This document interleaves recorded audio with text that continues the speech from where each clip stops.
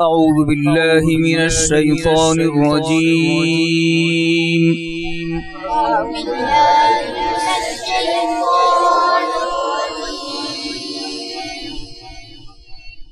بسم الله الرحمن الرحيم.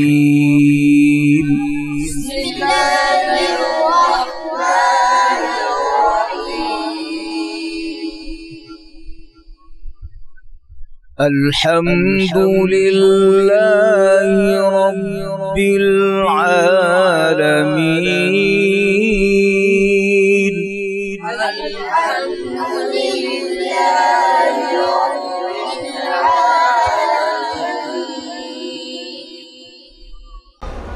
رب را پر ہے باریک ہے، پر ہے، وا پر ہے، را کے اوپر زبر ہے اس لیے را پر ہے. ماشاءاللہ. یہ بتا رہے ہیں را کے اوپر زبر ہے اس لیے را پر ہے. را باریک کب ہوتی ہے؟ را کے نیچے زیر ہے اس لیے را بھی باریک ہوتی ہے. را کے نیچے زیر ہو تو را باریک ہوتی ہے، یا پھر را ساکنہ سے پہلے زیر ہو تو را بھی باریک ہوتی ہے. دوبارہ بول. را کے نیچے زیر ہے اس لیے را کو باریک پڑھیں گے، را ساکنہ سے پہلے زیر اس لیے را ساکنہ کو باریک پڑھیں گے.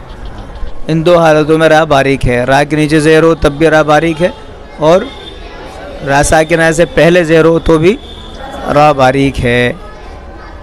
ماشاءاللہ. آگے پڑھیے. الرحمن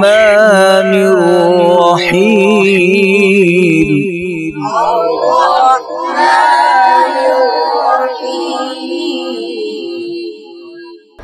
یہاں پر را پورا ہے، باریک ہے. اور را پورا ہے، را سے را کے اوپر زبر ہے اس لیے را کے اوپر زبر ہے اس لیے را پر ہے. یہی قرأت ہے. جب ہمیں معلوم ہو جائے کہ کس جگہ پر کیا قاعدہ ہو رہا ہے، کس حرف کو کیسے پڑھنا ہے، پر ہے، باریک ہے، غنہ، اخفا، حروف کی ادائیگی، تجوید، یہی قرأت ہے. آواز ہونا نہ ہونا یہ بعد کی بات ہے. پہلے کس چیز کی ضرورت ہے؟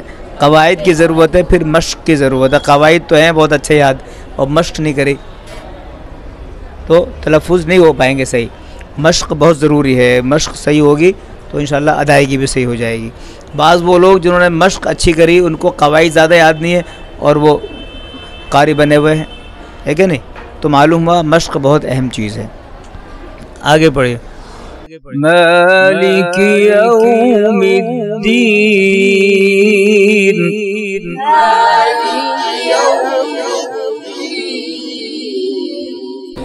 یو کیا قاعدہ ہوا ہے؟ یو واو ساکنہ سے پہلے زبر اس لیے واولین ہوگا. پوری بات بول. واولین. واولین واو ساکنہ سے پہلے زبر اس لیے واولین ہوگی. واولین کو نماز کے ساتھ جلدی ادا کریں. یو واولین.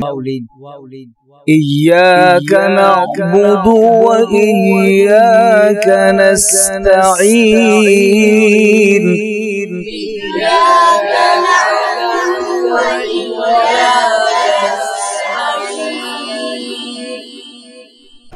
جب ہر طالب علم ایک جیسا لہجہ پڑھے گا، ایک جیسا انداز ہوگا، ایک ساتھ پڑھے گا، تو اس کو قرآن کا ڈسپلن، پڑھنے کا جو ڈسپلن ہے وہ اس کو بہت اچھے سے آ جائے گا. اس کو اندازہ آئے گا قرآن کریم کو ایسے پڑھا جائے. تو کتنی مسجدوں میں ائمہ حضرات ہیں جو قرآن کریم اچھا پڑھ رہے ہیں. تو ایسے ہی نہیں کہ وہ خود ہی صحیح پڑھ رہے ہوں، ایسے ہر مدرسے کے اندر ان کو مشق کرا کر بتایا جاتا ہے بھائی لہجہ کیسے بنتا ہے، نماز کا لہجہ کیسا ہے. میں نے آپ کو بتایا تھا قرآن کی پڑھنے کی اسپیڈ وہ کتنی ہے؟ تین ہے. تو کون کون سی؟ ترتیل اور تدبیر اور حدر. اسپیڈ سب سے تیز حدر میں ہے، جو تراویح میں ہم پڑھتے ہیں اس کی اسپیڈ تھوڑی ہندوستان کی تراویح نہیں. ہندوستان میں تو بڑی غضب کی رفتار، مطلب کہ یعقلون تعقلون یعلمون تعلمون، بس یہی سمجھ میں آتا ہے، باقی وہ تو حرام ہے. ایسا پڑھنا تو بالکل حرام ہے. اسپیڈ وہ ہو جس کے حروف صحیح سمجھ میں آ رہے ہوں. ناظرہ پڑھنے والے لوگ بھی سمجھ رہے کہ ہاں یہ پڑھا گیا ہے.